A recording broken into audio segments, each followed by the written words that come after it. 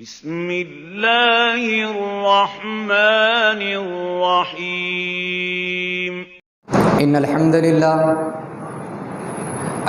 لله نحمده ونستعينه ونستغفره ونعوذ بالله من شرور أنفسنا ومن سيئات أعمالنا من يهده الله فلا مضل له ومن يضلله فلا هادي له وأشهد أن لا إله إلا الله وحده لا شريك له وأشهد أن محمدًا عبده ورسوله أما بعد فإن خير الحديث كتاب الله وخير الهدي هدي محمد صلى الله عليه وسلم وشر الأمور محدثاتها وكل محدثة بدعة وكل بدعة ضلالة وكل ضلالة في النار. أعوذ بالله من السميع العليم من الشيطان الرجيم من همزه ونفخه ونفثه. بسم الله الرحمن الرحيم. قاف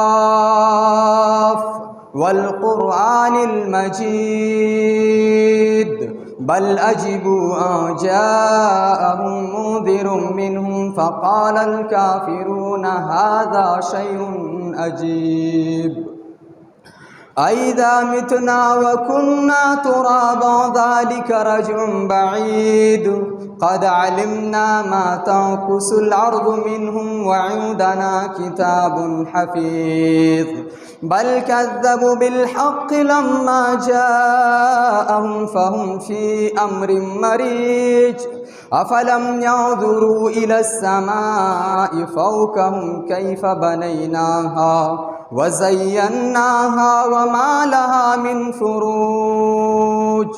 وقال الله تبارك وتعالى في موضع آخر يا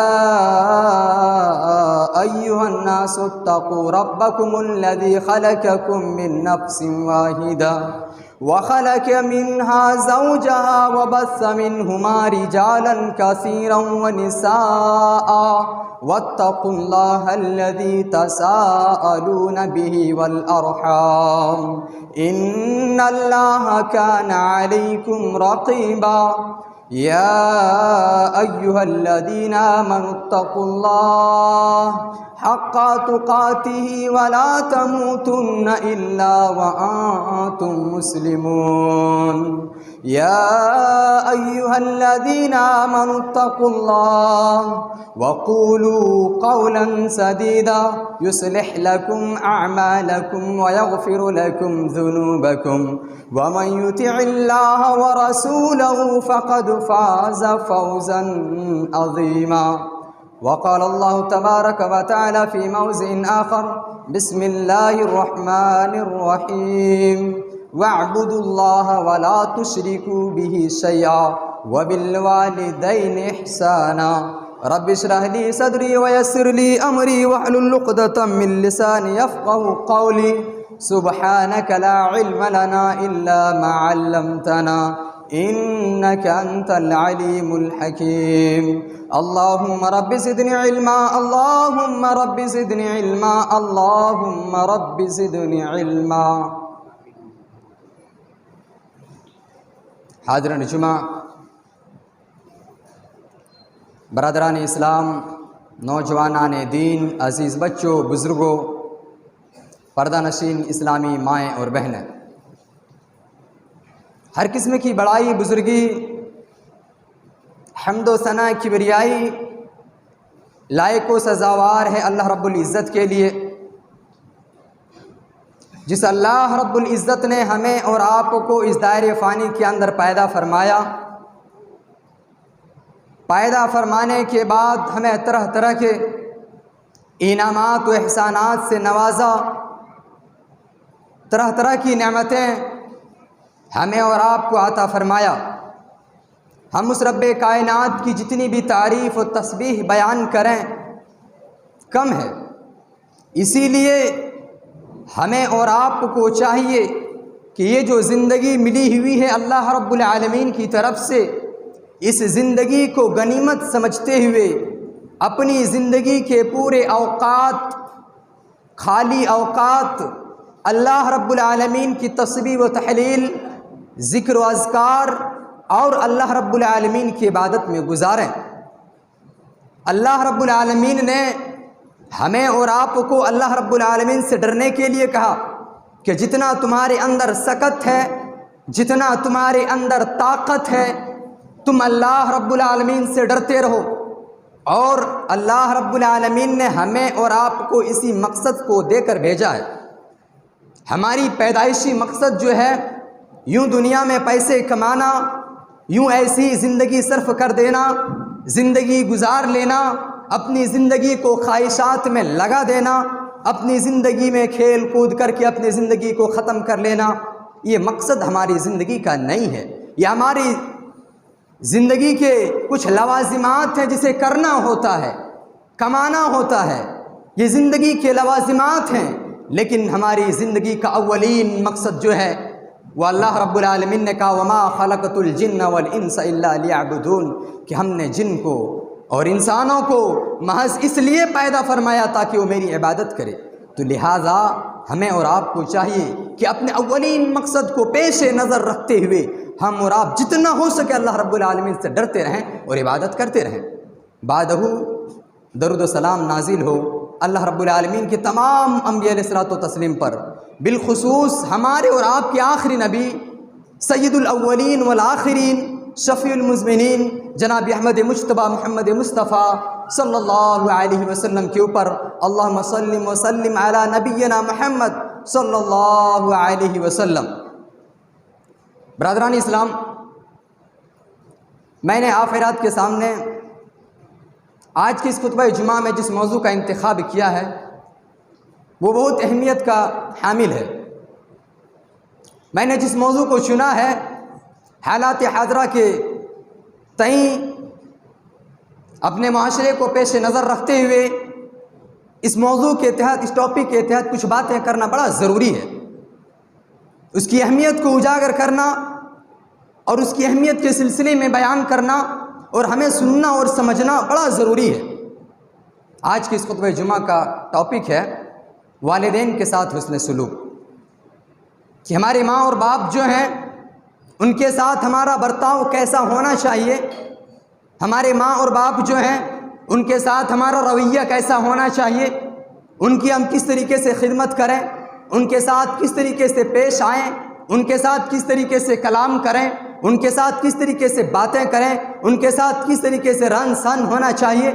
انشاءاللہ العزیز اسی کے تحت کچھ باتیں آپ حضرات کے سامنے عرض کروں گا۔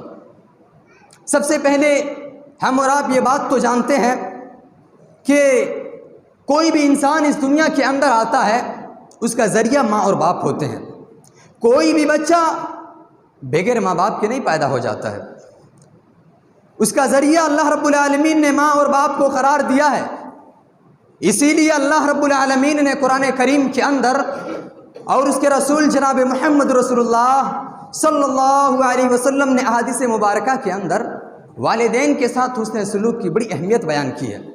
والدین کا مقام بڑا بلند بیان فرمایا ہے۔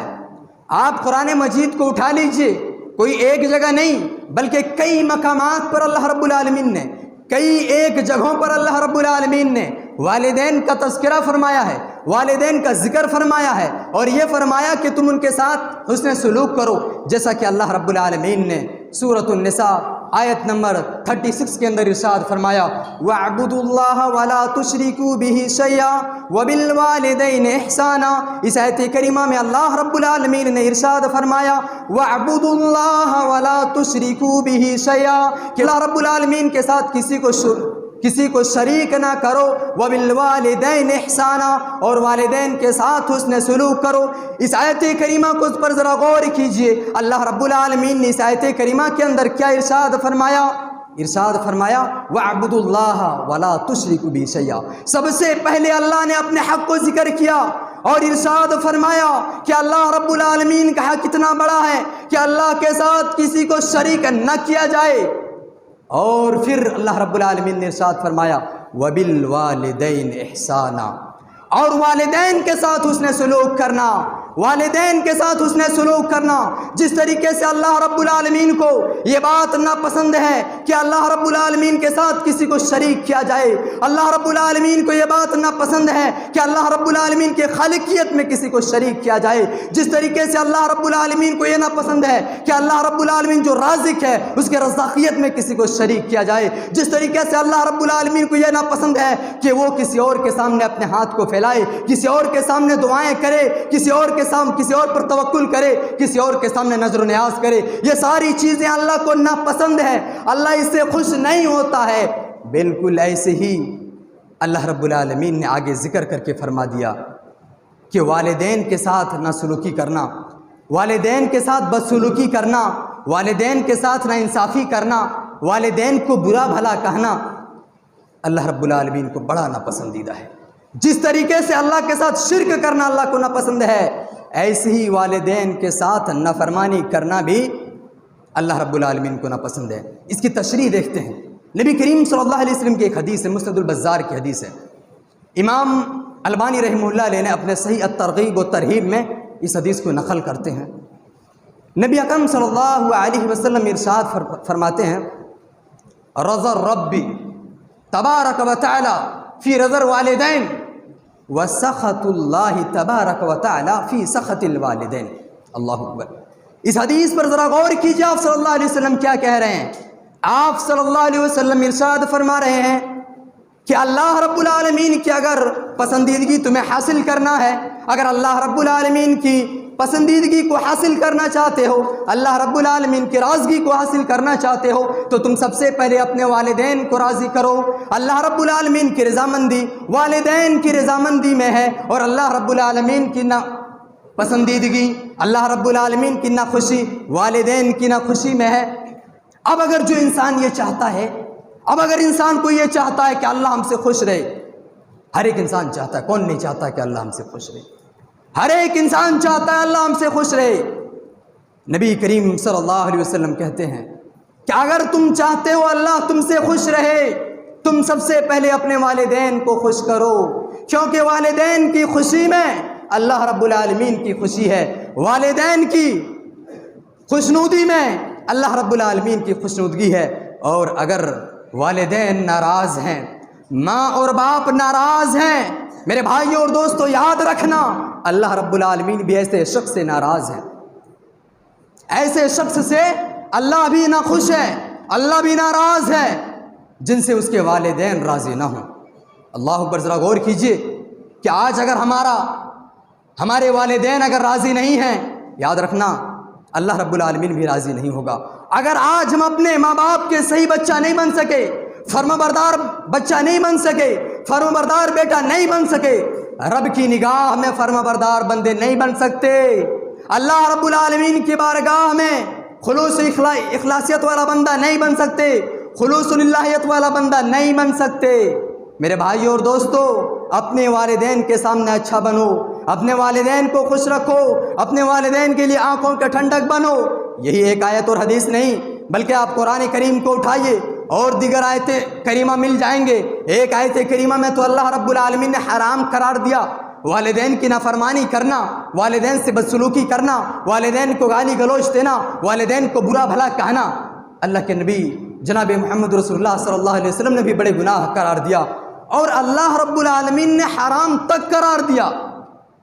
آپ سورۃ الانعام آیت نمبر 151 کو اٹھائیے، اللہ رب العالمین نے ارشاد فرمایا قُلْ تَعَالَوْا أَتْلُوا مَا حَرَّمَ رَبُّكُمْ عَلَيْكُمْ أَلَّا تُشْرِكُوا بِهِ شَيْئًا وَبِالْوَالِدَيْنِ إِحْسَانًا۔ اللہ رب العالمین نے نبی کریم صلی اللہ علیہ وسلم کو مخاطب کرتے ہوئے ارشاد فرمایا قل، اے نبی اکرم صلی اللہ علیہ وسلم آپ کہہ دیجئے تعال آؤ، میں تمہیں تلاوت کر کے سناؤں، میں تمہیں پڑھ کر سناؤں، میں تمہیں بتلا دوں ما حرم ربکم علیکم، کہ تمہارے رب نے تمہارے اوپر کیا حرام قرار دیا ہے، تمہارے رب نے تمہارے اوپر کون کون سی چیزیں حرام قرار دیا ہے۔ آؤ میں تمہیں پڑھ کر سناؤں، آؤ میں تمہیں بتلاؤں، آؤ میں تمہیں بتلاؤں کہ اللہ رب العالمین نے تمہارے لیے کیا کیا چیزیں حرام قرار دیا ہے۔ آپ صلی اللہ علیہ وسلم سب سے پہلے کہتے ہیں اللہ تشرک بہ شیئا، اللہ تشرک بہ شیئا، کہ اللہ کے ساتھ کسی کو شریک کرنا اللہ نے حرام قرار دیا۔ اللہ کے ساتھ کسی کو شریک کرنا اللہ نے تمہارے لیے حرام قرار دیا ہے۔ اور پھر آگے اللہ رب العالمین ارشاد فرماتا ہے وبالوالدین احسانا، اور والدین کے ساتھ حسن سلوک کی کرو، والدین کے ساتھ اچھائی کے ساتھ پیش آؤ۔ والدین کے ساتھ بدسلوکی کرنا اللہ نے حرام قرار دیا ہے، والدین کو برا بھلا کہنا اللہ نے حرام قرار دیا ہے، والدین کو گالی گلوچ کرنا، والدین کو ڈرانا، والدین کو دھمکانا، والدین کو گھر سے باہر نکالنا، والدین کو اف تک کہنا اللہ رب العالمین نے تمہارے اوپر حرام قرار دیا ہے۔ اللہ اکبر۔ نبی کریم صلی اللہ علیہ وسلم کی ایک حدیث کو سن لیجئے، اسی تحت کے اوپر آپ صلی اللہ علیہ وسلم نے ارشاد فرمایا ہے کہ نبی کریم صلی اللہ علیہ وسلم کہتے ہیں، راوی حدیث ابو بکرہ رضی اللہ تعالی عنہ ہیں، بیان کرتے ہیں کہ آپ صلی اللہ علیہ وسلم نے ارشاد فرمایا الا انبئکم باکبر الکبائر، الا انبئکم باکبر الکبائر، کہ کیا میں تمہیں سب سے بڑے گناہ کے سلسلے میں نہ بتلا دوں؟ صحابہ کرام کہتے ہیں قالوا بلا یا رسول اللہ، ہاں اے اللہ کے رسول کیوں نہیں؟ آپ پھر سوال کرتے ہیں الا انبئکم باکبر الکبائر، الا انبئکم باکبر الکبائر، الا انبئکم باکبر الکبائر۔ آپ صلی اللہ علیہ وسلم نے 3 مرتبہ اس الفاظ کو دہرایا اور کہا کہ کیا میں تمہیں سب سے بڑے گناہ کے سلسلے میں نہ بتا دوں؟ وہ گناہ جو سب سے بڑا ہے، اللہ رب العالمین سب سے زیادہ ناراض ہوتا ہے، اللہ رب العالمین کو سب سے زیادہ ناپسند ہے۔ صحابہ کرام کہتے ہیں ہاں اللہ کے رسول بتائیے، کیوں نہیں، ضرور۔ آپ صلی اللہ علیہ وسلم کہتے ہیں الاشراک باللہ وعقوق الوالدین، الاشراک باللہ وعقوق الوالدین۔ صحیح بخاری اور صحیح مسلم کی روایت ہے، آپ صلی اللہ علیہ وسلم کہتے ہیں اللہ کے ساتھ کسی کو شریک کرنا اور والدین کے ساتھ نافرمانی کرنا، اللہ کے ساتھ کسی کو شریک کرنا، والدین کے ساتھ نافرمانی کرنا، یہ 2 ایسے گناہ ہیں، اتنے بڑے گناہ ہیں کہ اللہ رب العالمین سب سے زیادہ ناراض ہوتا ہے۔ آپ صلی اللہ علیہ وسلم نے کہہ دیا کہ سب سے بڑے گناہ ہے یہ، سب سے بڑے گناہ۔ پھر آگے آپ صلی اللہ علیہ وسلم ٹیک لگا کر لیٹے ہوئے تھے، اٹھ کر بیٹھ جاتے ہیں۔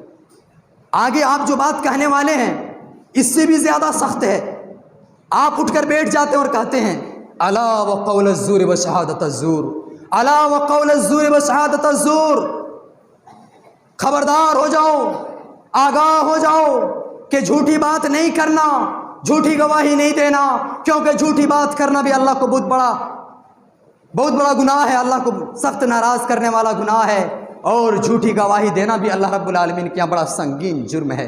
راوی حدیث کہتے ہیں آپ صلی اللہ علیہ وسلم ٹیک لگائے ہوئے تھے، اٹھ گئے۔ آپ صلی اللہ علیہ وسلم اس کو اپنے زبان میں بارہا دہراتے گئے۔ ہم نے اپنے ذہن میں یہ بات سوچ لی کہ کاش اللہ کے رسول خاموش ہو جاتے، کاش اللہ کے رسول خاموش ہو جاتے، لیکن آپ صلی اللہ علیہ وسلم جب تک سانس چلتا رہا، جب تک بیٹھے رہے مجلس میں، کہتے رہے یہاں تک کہ دل میں کہنے لگے اللہ اکبر، کتنا بڑا گناہ ہے، کتنا سنگین جرم ہے یہ۔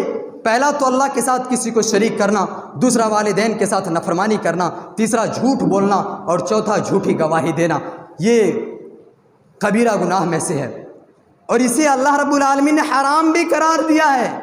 اس سے پہلے کی جو آیت کریمہ میں نے تلاوت کی سورۃ الانعام کی آیت نمبر 151 اس میں اللہ نے کہا کہ آپ بتلا دیجئے، رسول آپ بتلا دیجئے کہ اللہ نے حرام قرار دیا ہے اللہ کے ساتھ کسی کو شریک کرنا، والدین کی نافرمانی کرنا۔ اسی طریقے اس حدیث سے معلوم ہوتا ہے جھوٹی باتیں کرنا، جھوٹی گواہی دینا، یہ سارے کے ساری چیزیں اللہ رب العالمین نے حرام قرار دیا ہے۔ بہت بڑا گناہ ہے یہ، بہت بڑا گناہ ہے میرے بھائی اور دوستو، بہت بڑا گناہ ہے یہ والدین کے ساتھ نافرمانی کرنا۔ اور ایک آیت کریمہ والدین کے سلسلے میں جس میں اللہ رب العالمین نے اس سے بھی اچھی وضاحت کر کے بیان فرمایا ہے، سورۃ الاسراء کی آیت کریمہ ہے، سورہ بنی اسرائیل آیت نمبر 23 اور 24۔ ان دونوں آیت کریمہ میں اللہ نے پورا نقشہ کھینچا ہے، پوری وضاحت کے ساتھ بیان کیا ہے، اور ارشاد فرمایا ہے کہ تم والدین کے ساتھ حسن سلوک کرنا۔ اللہ رب العالمین کا یہ فیصلہ ہے کسی اور کا فیصلہ نہیں ہے، یہ اللہ کا فیصلہ ہے۔ اللہ رب العالمین نے قرآن کریم کے اندر ارشاد فرمایا وَقَضَىٰ رَبُّكَ أَلَّا تَعْبُدُوا إِلَّا إِيَّاهُ وَبِالْوَالِدَيْنِ إِحْسَانًا إِمَّا يَبْلُغَنَّ عِندَكَ الْكِبَرَ أَحَدُهُمَا أَوْ كِلَاهُمَا فَلَا تَقُل لَّهُمَا أُفٍّ وَلَا تَنْهَرْهُمَا وَقُل لَّهُمَا قَوْلًا كَرِيمًا وَاخْفِضْ لَهُمَا جَنَاحَ الذُّلِّ مِن الرَّحْمَةِ وَقُل رَّبِّ ارْحَمْهُمَا كَمَا رَبَّيَانِ صَغِيرًا۔ اس آیت کریمہ میں اللہ رب العالمین نے پوری وضاحت کے ساتھ فرمایا، دیکھیے وَقَضَىٰ رَبُّكَ أَلَّا تَعْبُدُوا إِلَّا إِيَّاهُ، اللہ کا فیصلہ ہو چکا ہے، تیرے رب کا فیصلہ ہو چکا ہے کہ صرف اور صرف عبادت کی جائے تو اللہ رب العالمین کی عبادت کی جائے۔ اور یہ فیصلہ کب ہوا ہے معلوم ہے؟ ہم نے اس کے بارے میں اپنی شہادت پیش کی ہے کہ ہم اللہ کی عبادت کریں گے۔ آپ کو نہیں معلوم ہوگی، کچھ لوگوں کو معلوم ہوگی کہ بھائی یہ فیصلہ کب ہو چکا، اللہ نے کب ہم سے گواہی لے لی کہ ہم اللہ رب العالمین کی عبادت ہی کریں گے، اس کے علاوہ کسی کی عبادت نہیں کریں گے۔ عالم ارواح ایک زندگی ہماری گزری ہے، عالم ارواح ایک زندگی گزری ہے ہماری، جہاں پر حضرت آدم علیہ السلام کے پشت پر اللہ نے ہاتھ رکھا تو جتنے قیامت تلک آنے والے انسان ہیں، جتنے قیامت تلک آنے والی روحیں ہیں، تمام کے تمام روحیں جمع ہو گئیں اور اللہ رب العالمین نے کہا الستُ بربکم، کیا میں تمہارا رب نہیں ہوں؟ ہم لوگوں نے کہا قالوا بلا شہدنا، ہاں آپ ہمارے رب ہیں، ہم اس بات کی گواہی دیتے ہیں کہ آپ ہمارے رب ہیں۔ اللہ رب العالمین نے اسی بات کو کہا ہے کہ فیصلہ ہو چکا ہے، کہ تم نے گواہی دے دی ہے کہ رب کی عبادت کرنا ہے، رب کے علاوہ کسی اور کی عبادت نہیں کرنی ہے۔ اللہ کا فیصلہ ہو چکا ہے، اللہ رب العالمین فیصلہ کر دیا ہے، صرف اور صرف اللہ کی عبادت کی جائے۔ آگے اللہ رب العالمین فرماتا ہے وَبِالْوَالِدَيْنِ إِحْسَانًا، اور والدین کے ساتھ حسن سلوک کرو۔ اللہ نے اس کا بھی فیصلہ کر دیا ہے کہ والدین جو ہیں ان کے ساتھ حسن سلوک کیا جائے، ماں باپ جو ہیں ان کے ساتھ اچھائی کے ساتھ برتاؤ کیا جائے اور ان کو خوش رکھا جائے۔ اتنا ہی نہیں، دیگر آیت کریمہ میں اللہ نے صرف وبالوالدین احسانہ کہا، لیکن اس آیت کریمہ میں اللہ نے کیا کہا؟ اما یبلغن عندک الکبر احدہما او کلاہما فلا تقل لہما اف ولا تنہرہما۔ اللہ کیا کہہ رہا ہے کہ تمہارے والدین میں سے کوئی ایک یا دونوں بڑھاپے کے عالم میں پہنچ جائے، تمہارے ماں باپ میں سے دونوں یا پھر کوئی ایک سچویشن ایسا ہی ہو سکتا کہ چاہے ہو سکتا ہے کہ اس کے ماں باپ میں سے دونوں زندہ ہوں، باحیات ہوں اپنے بڑھاپے کے عالم میں، یا پھر ہو سکتا ہے کہ کسی کی ماں زندہ ہوتی ہے، کسی کا باپ زندہ ہوتا ہے۔ اسی لیے اللہ نے تفصیل کے ساتھ بیان فرمایا ہے کہ ان میں سے دونوں یا ایک بڑھاپے کے عالم میں پہنچ جائے فلا تقل لہما اف ولا تنہرہما، کہ تو تم انہیں اف نہ کہنا، انہیں نہ ڈانٹنا، نہ ڈرانا، نہ دھمکانا، ان کے ساتھ نرمی کے ساتھ بات کرنا، عاجزی و انکساری کے ساتھ جھکے رہنا، ان کی حفاظت کرنا، اور پھر رب سے یہ دعا کرتے رہنا رب ارحمہما کما ربیانی صغیرا، اے میرے پروردگار میرے والدین پر تو رحم فرما، ان کے اوپر شفقت فرما، ان کے اوپر رحمت نازل فرما، جیسا کہ انہوں نے مجھے بچپن میں پالا و پوسا ہے، بچپن میں میرے اوپر شفقت کیا ہے، بچپن میں مجھے ہر ایک چیز ہماری ضد کو پورا کیا ہے۔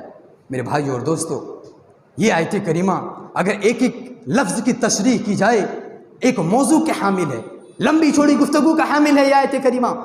اللہ رب العالمین قرآن میں صرف یہ ایک آیت کریمہ نازل کر دیتا تو کافی تھا والدین کے حقوق کے لیے، لیکن اللہ نے کئی اور مقام پر فرمایا ہے، اس لیے تاکہ اس کی اہمیت جان سکے بندے، اس کی اہمیت کو اجاگر کیا تاکہ لوگوں کے دلوں میں اس کی اہمیت بیٹھ جائے۔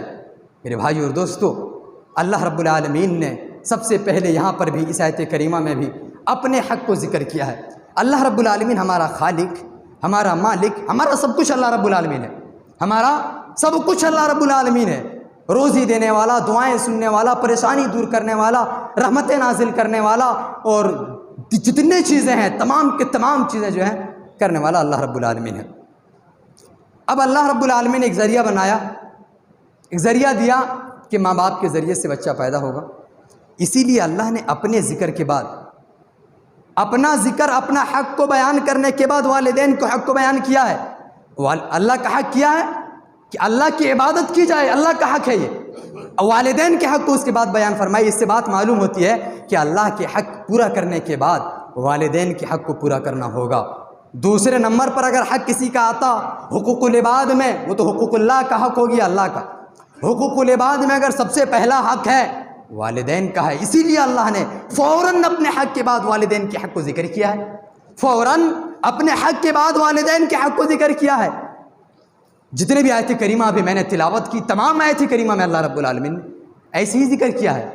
دوسری بات اللہ رب العالمین نے ارشاد فرمایا کہ جب والدین بوڑھا ہو جاتے ہیں، لوگوں کو نصیحت کرتے ہوئے کہہ رہا ہے والدین جب بوڑھا ہو جائیں، جیسے آج ہمارے سامنے کچھ والدین بیٹھے ہوئے ہیں جو اپنے آخری عمر کو پہنچے ہوئے ہیں، عمر دراز ہو چکی ہے ان کی، کمزور ہو چکے ہیں، جب ایسے عالم میں تمہارے ماں باپ پہنچ جائیں، اللہ رب العالمین نصیحت کر رہا ہے ہمیں کہ تم انہیں اف نہ کہنا، فلا تقل لهما اف ولا تنهرهما، کہ جب بڑھاپے کے عالم میں پہنچ جائے انہیں اف نہ کہنا، اسے نہ ڈانٹنا، نہ ڈرانا، نہ دھمکانا اور نہ ہی کچھ کرنا، بلکہ اگر بات بھی کرنا ہو تو نرمی سے بات کرنا۔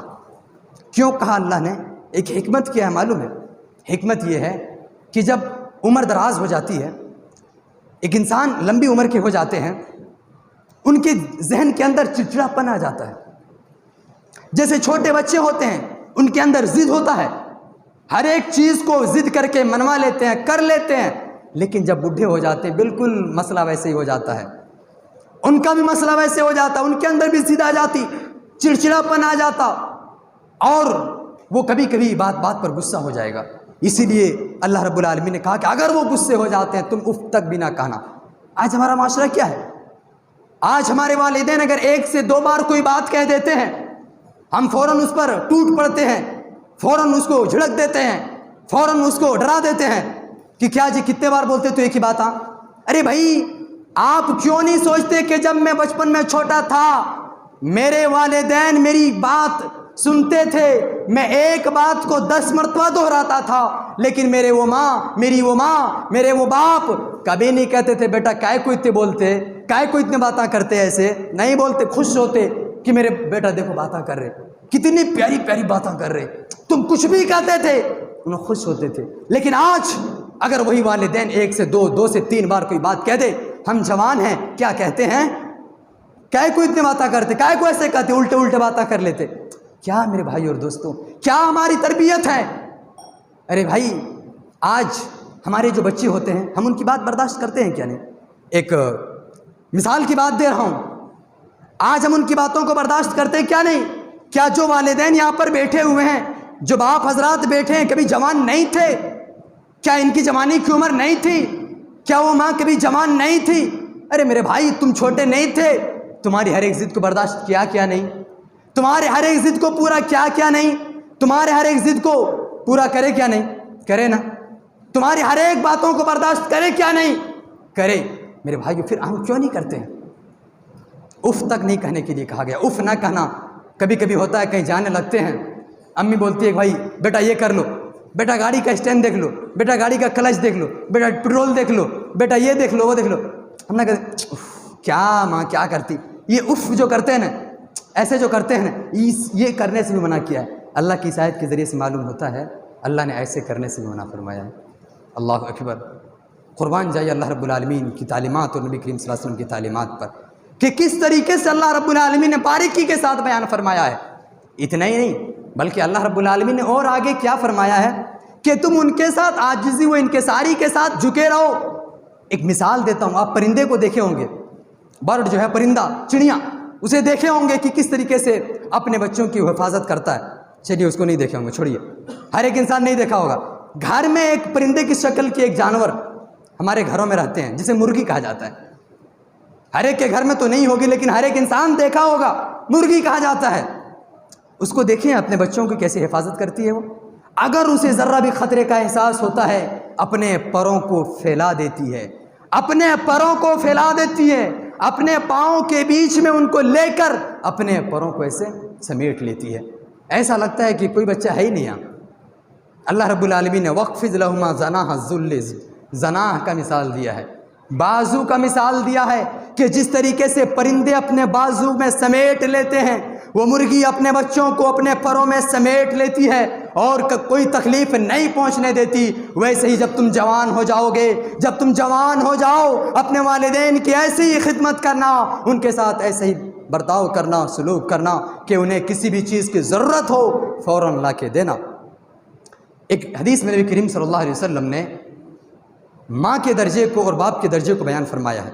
صحیح بخاری اور صحیح مسلم کی حدیث ہے، آپ صلی اللہ علیہ وسلم نے ارشاد فرمایا، ایک صحابی رسول آتے ہیں اور کہتے ہیں یا اللہ کے رسول، من احق الناس بحسن صحابتی، کہ لوگوں میں سب سے زیادہ حسن سلوک کا حقدار کون ہے؟ آپ صلی اللہ علیہ وسلم کہتے ہیں قال امک،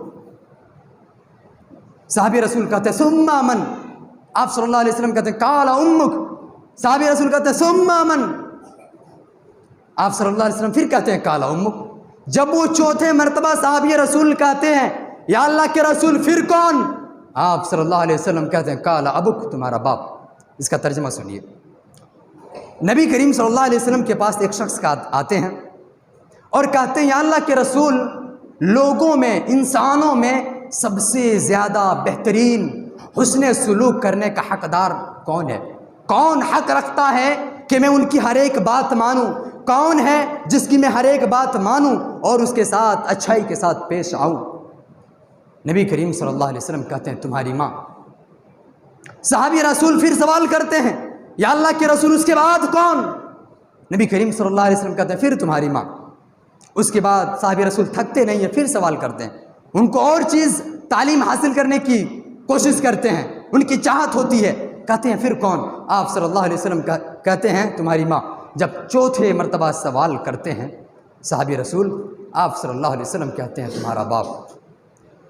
اس حدیث کے ذریعے سے یہ بات معلوم ہوتی ہے کہ ماں کا مقام کتنا ہے اور باپ کا مقام کتنا ہے، دونوں کا مقام بلند ہے۔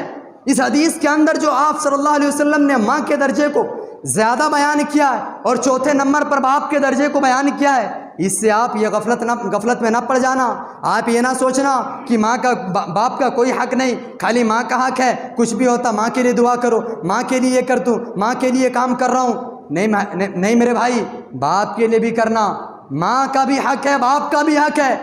ماں کا حق اللہ کے رسول جناب محمد رسول اللہ صلی اللہ علیہ وسلم نے زیادہ کیوں ذکر کیا؟ قرآن کریم کے ذریعے سے معلوم ہوتا ہے۔ آپ سورۃ اللقمان آیت نمبر 14 کو اٹھائیے، سورۃ الاحقاف آیت نمبر 15 کو اٹھائیے، ان دونوں آیت کریمہ میں اللہ رب العالمین نے ماں کے درجے کو تھوڑا بلند کیا ہے اور بیان فرمایا ہے کہ وَوَصَّيْنَا الْإِنسَانَ بِوَالِدَيْهِ حَمَلَتْهُ أُمُّهُ وَهْنًا عَلَى وَهْنٍ وَفِصَالُهُ فِي عَامَيْنِ أَنْ أَشْكُرْ لِي وَلِوَالِدَيْكَ إِلَيَّ الْمَصِيرُ۔ یہ سورۃ اللقمان کی آیت نمبر 14 ہے۔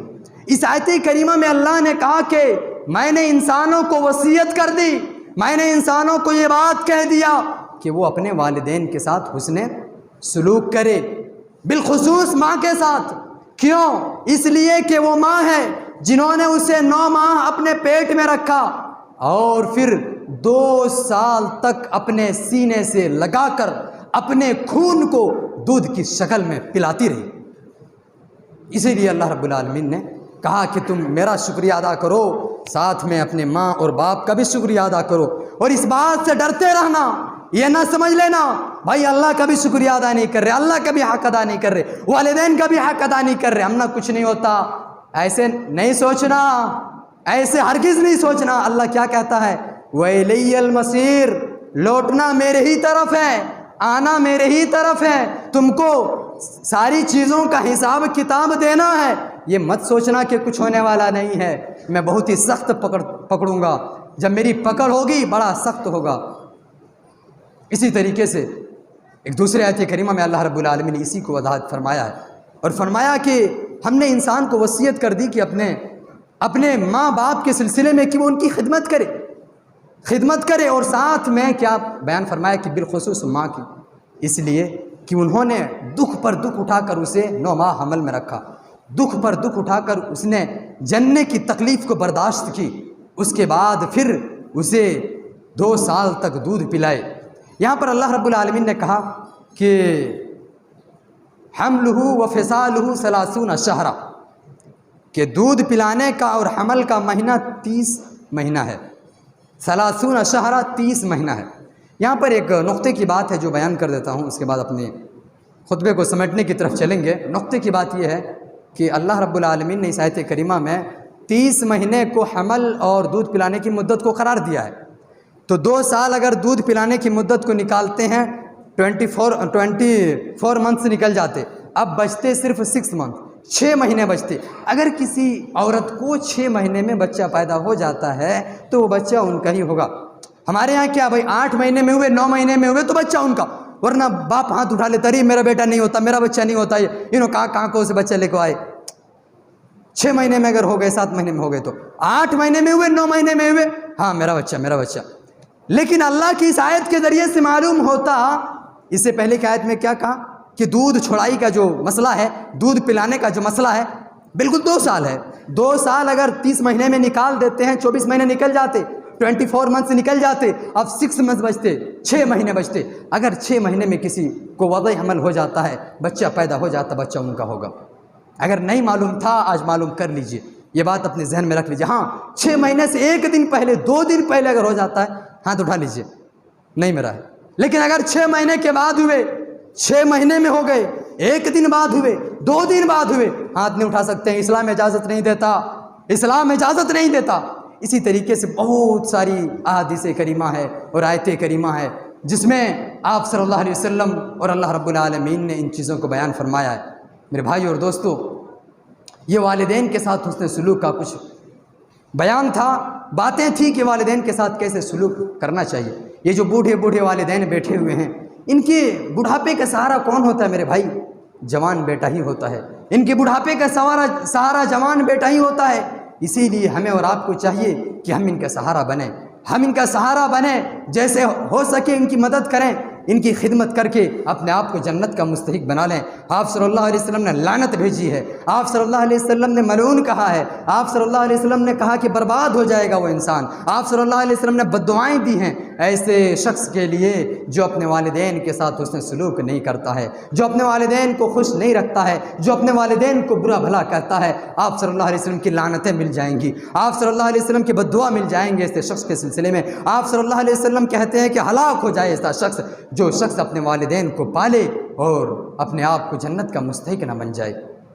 آخر میں اپنی باتوں کو انہی چند باتوں کے اوپر ختم کرتا ہوں۔ آخر میں اللہ رب العالمین سے دعا ہے، بار الہ ہم تمام لوگوں کو ان باتوں کو صحیح طور پر سمجھنے کی توفیق عطا فرما۔ یا الہ العالمین ہم تمام لوگوں کو اپنے والدین کے ساتھ حسن سلوک کرنے کی توفیق عطا فرما۔ یا الہ العالمین ہم تمام لوگوں کو اپنے والدین کی عزت کرنے کی توفیق عطا فرما۔ یا الہ العالمین ہم تمام لوگوں کو اپنے والدین کو خوش رکھنے کی توفیق عطا فرما۔ یا الہ العالمین ہم تمام لوگوں کو اپنے والدین کی دیکھ ریکھ کرنے کی توفیق عطا فرما۔ یا الہ العالمین ہم تمام لوگوں کو اپنے والدین کے لیے دعائے خیر کرنے کی توفیق عطا فرما۔ یا الہ العالمین ہم تمام لوگ خطا کار ہیں، گنہگار ہیں، مولا کریم تو ہمیں زیادہ سے زیادہ توبہ استغفار کرنے کی توفیق عطا فرما۔ یا الہ العالمین ہم بڑا گنہگار ہیں، مولا کریم تو ہمارے گناہوں کو بخشش کا درجہ عطا فرما۔ یا الہ العالمین ہمیں جب تک تو اس دار فانی کے اندر زندہ رکھ، ایمان پر زندہ رہنے کی توفیق عطا فرما۔ یا الہ العالمین جب ہمارا خاتمہ ہو، اس دنیا سے جب ہمارا خاتمہ ہو، ایمان اور اسلام پر خاتمہ ہونے کی توفیق عطا فرما۔ آمین یا رب العالمین۔ وآخر دعوانا ان الحمد للہ رب العالمین۔